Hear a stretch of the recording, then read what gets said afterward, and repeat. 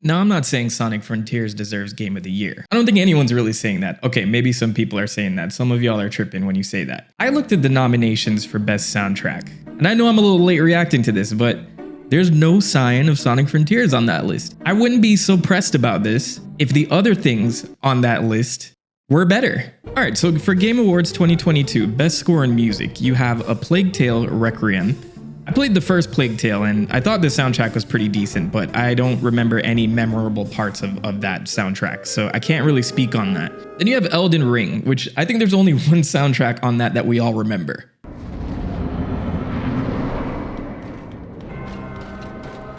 Yeah, you know what I'm talking about. Now, I'm not throwing shade at Elden Ring because that was one of my favorite games this year. In fact, I think it does deserve Game of the Year award. But I can't really remember too much of the soundtrack. None of it's memorable to me. And then we move on to God of War Ragnarok, which I just finished beating maybe like a few days ago. Great narrative, great story, decent gameplay in my opinion. I don't think it deserves a 10 out of 10. I don't see it as a perfect game, but it's a solid 8 out of 10 for me. But the soundtrack was okay. Like, let me ask you guys, do you remember one particular track in God of War Ragnarok? I'll wait.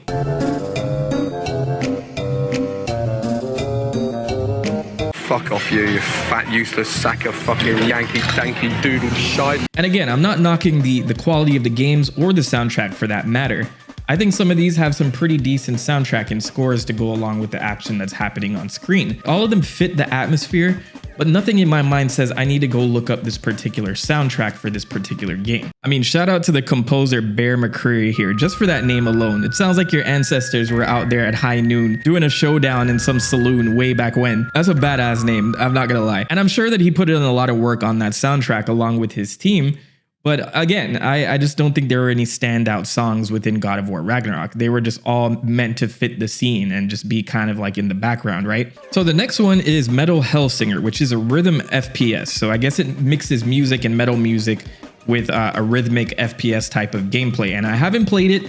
It has high ratings over on Steam. If you are like one of the few rhythmic first-person shooters with a good selection of music, it fits the role of best score in music for me. So I'm not gonna go too hard on Metal Hellsinger, even though I'm unfamiliar with the soundtrack, because the whole role or the whole reason for that game is the music. And the last one is Xenoblade Chronicles 3, which I think should honestly take it if Sonic Frontiers is not on this list, right?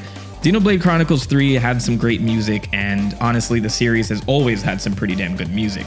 So I'm not gonna knock that choice. I think that's a great thing. And Xenoblade fans are eating today. Hear that, Noah? Lance wants something a bit meatier. But it's a little disappointing that Sonic Frontiers wasn't here. And I think there's two reasons why I got shafted, right? The nominees were announced a few days after the release of Sonic Frontiers. So even though, like, you know, there's reviews that are popping out and even God of War was out the next day and stuff like that, there wasn't enough time for this game to really get into the community before these nominees were made. And I think that the people behind these nominees are like a team of journalists. Like, I guess there's a whole Game Awards Academy, much like the Oscars, a bunch of people that you don't really know who's a part of it, but they're like a own secret society of Illuminati that make these nominations and say, hey, we gotta vote for who we want to vote for. So it doesn't surprise me that Sonic Frontiers wasn't a part of the list. Honestly, they're not even eligible for next year's Game Awards.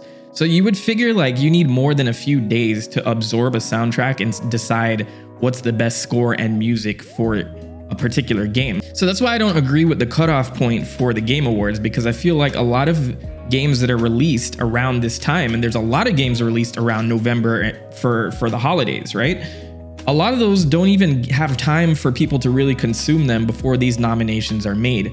So like just getting into the Game Awards when you're releasing a game in November is a fat chance, unless you're like a big AAA game like God of War and things like that. And as an honorable mention, I also think that Neon White got shafted for best score in music, because that soundtrack is phenomenal. I think you guys should go check it out if you haven't seen that game yet. So last year's Game Award for best score was Nier Replicant, which I think deserves it 100%. I'm actually surprised that it got it, because the way the Game Awards are set up, honestly, a lot of these Japanese games don't get the recognition that they deserve. So I guess my question here is, when you ask for best score and music, is it similar to like a movie? What is the best score that sets the atmosphere and the tone for this video game? Or is it just best music overall? I mean, listen to some of these tracks.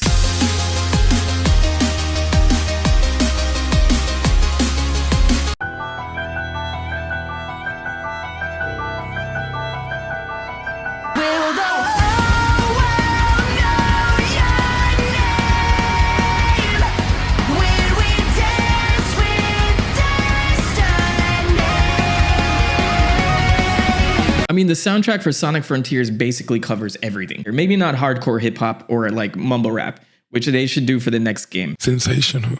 They didn't need to go this hard on the soundtrack and yet still no nomination. To see them not get recognition for that kind of hurts me inside a little bit. You know what I mean? Because I see the passion behind that, and not to knock any of these other nominees because, you know, because they could have passionate music teams and composers on their team as well. But, you know, honestly, like, I think that based on everything that I've heard, this is one of the better soundtracks that have come out for a video game this year. And I can unequivocally say that. Is Sonic Frontiers my game of the year? It is not. I had a great time with it. I had a lot of fun.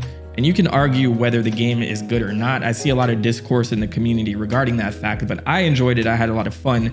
And I don't think it's like going to be the greatest game of all time or anything like that. I'm not fanboying for it, but I think for the soundtrack in general, it got totally snubbed. With that said, I'm going to be petty this year because it was not voted for something as simple as best score, right? I don't think it deserves game of the year. There is a Player's Voice Award, completely community-based award where everybody can vote for their favorite game of the year. So because we got excluded from the best soundtrack, I think that we should nominate Sonic Frontiers, which is already here in the categories, by the way. And apparently it is third behind Elden Ring and God of War. And I think that we need to disrupt this God of War and Elden Ring circle jerk once and for all. So hey, if you have not voted for Player's Voice and you want to support Sonic Frontiers because they weren't voted for best music and soundtrack, do that now. Go over to the Game Awards nominees and vote for them for Player's Voice. And I want to see them get some recognition because honestly, they stepped their game up. And if I want to give Sega an award for that, for stepping up their game and taking this series a little bit more seriously than the last few years, which undeniably is the case here, regardless of how people feel about the game, it's definitely the case that they're taking this seriously. They announced a set of DLC that's going to be released well into 2023 for the game. So there's going to be ongoing support for it. So with that said, my petty self is going to advocate for you guys to go out and vote for Sonic Frontiers for Player's Voice. And we want to disrupt the Game Awards as much as possible in this case. What? I'm not rallying Sonic fans to do anything toxic. I think they just need to show some support and love to these guys and show Sega that this is the direction that we want Sonic to go in the future. And I think polish and time and quality will come along with that. Unless we release a sequel that's, you know, just as technically flawed, but I'm not gonna wish that into the world. Anyway, I just had to put that out there. I will probably be streaming the Game Awards coming next Thursday, I think it is. Yes, December the 8th. I will be streaming it. At first, I wasn't going to because I'm just tired of hearing about Elden Ring and God of War, even though I love both games. I'm just so over it. I'm so fatigued. But you know what? Let's get some popcorn. Let's sit down and enjoy the Game Awards together. This is the Men Talk, the Prophet, YouTube Savior. Your boy is out. Peace.